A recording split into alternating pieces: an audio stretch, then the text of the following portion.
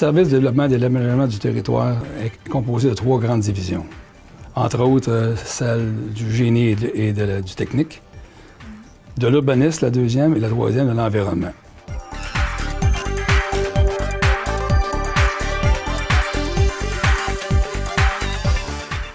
Mon rôle, elle était gestionnaire premier. Mon rôle est de gérer, de planifier, d'organiser et de diriger toute cette équipe-là afin que nos faits et gestes sont bien orchestrés et que dans le respect des budgets et de l'environnement.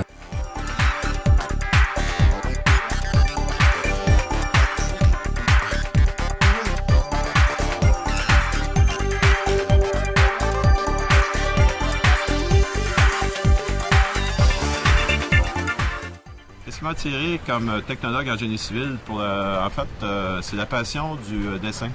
Lorsque j'étais jeune, j'aimais beaucoup le dessin. Alors, en secondaire 5, j'ai eu la chance de faire un cours de dessin technique. Et puis, c'était vraiment la grande décision pour pouvoir poursuivre en architecture.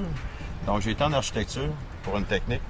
Et j'ai eu la chance d'avoir un tronc commun avec le génie civil. Donc, la première année, ça se donnait avec l'architecture. Et puis, j'ai donc continué plus vers le génie civil qui m'attirait parce que c'était plus les sciences de la nature, les sciences physiques. Et puis voilà, c'est un peu comme ça que j'ai fait mon cheminement pour ma profession. Qu'est-ce que j'apprécie dans le milieu municipal? En fait, le milieu municipal, c'est probablement le milieu pour le technologue génie civil où ça te permet de toucher à tous les éléments. On a la chance, avec le monde municipal, de travailler dans les égouts aqueducs, dans la voirie, construction de routes, éclairage, feux de circulation. J'en passe, on touche à tous les éléments. Ce qui est parfait de travailler dans le monde municipal, pour nous autres, les technologues, c'est que ça nous permet de parfaire nos connaissances, mais sans toutefois être spécialiste. On reste quand même des généralistes, mais on peut toucher à peu près à tous les aspects.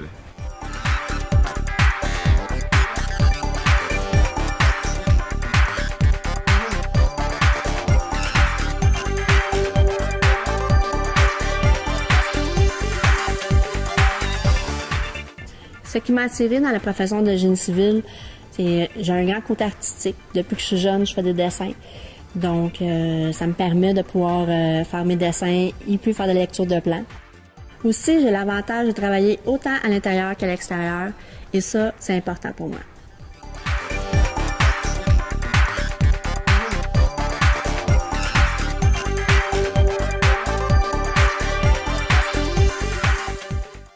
Dans le domaine du génie civil, il n'y a pas vraiment de journée typique car chaque journée, c'est des nouveaux défis, des nouveaux projets. Puis c'est qu'est-ce qui fait que j'aime de ce métier-là. Qu'est-ce qu'une journée typique pour un chef de division technique dans une municipalité? Mais dans mon cas, c'est pas routinier. Je dirais que c'est 50-50. Donc 50% administratif, on fait de la gestion bien sûr, 50% technique.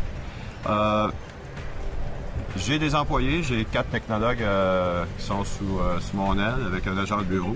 Donc je m'assure le matin que tout le monde travaille sur les bons projets. Et puis je laisse beaucoup de temps aux gens qui travaillent avec moi pour me rencontrer parce qu'il y a beaucoup de questions en cours de projet. À Vaudreuil-Dorion particulièrement, on a beaucoup de projets. Donc beaucoup de questions techniques. On répond à leurs questions. Je travaille aussi avec des consultants. Il y a trop de projets, donc on laisse beaucoup de projets à nos consultants. Et puis, il y a des questions techniques et administratives. Les qualités des études requises pour devenir un ingénieur civil est tout simplement la persévérance. Tout au long du cours de l'ingénieur civil, nous sommes confrontés à des travaux très complexes, des études très complexes.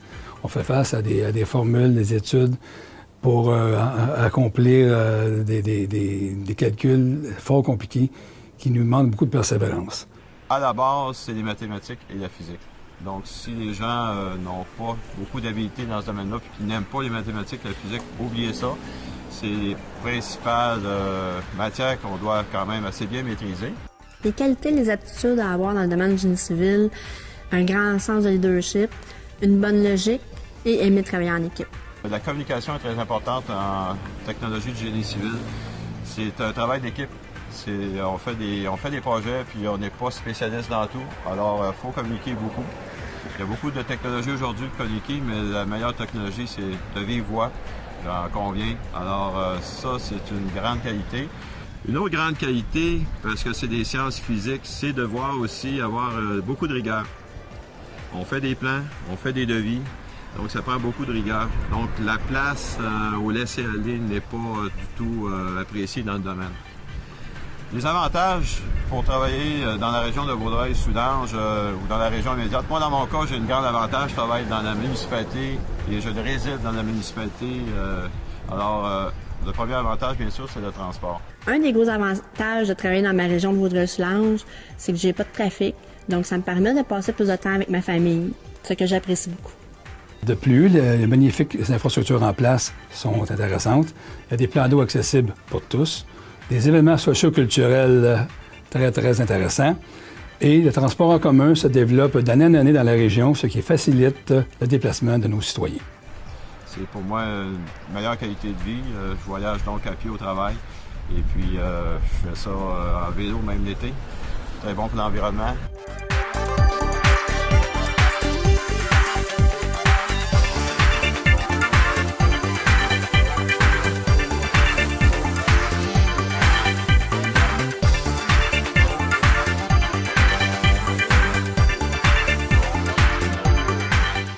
Avec tous les grands projets en cours et prévus dans Vaudreuil-Soulanges, les besoins en génie civil sont immenses.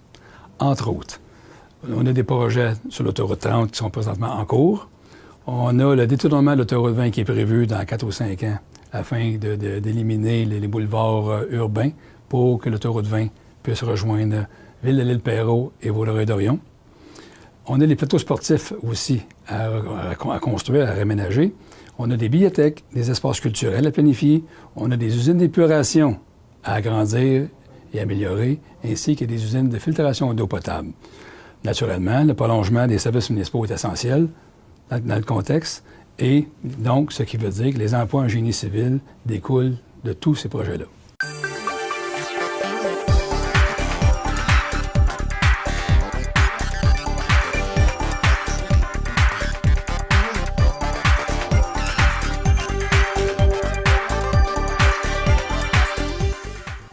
Il n'y a pas vraiment de difficulté pour une femme de s'intégrer dans un milieu d'hommes dans le domaine du génie civil. Bien au contraire, je pourrais vous dire que les hommes nous respectent, nous laissent prendre notre place.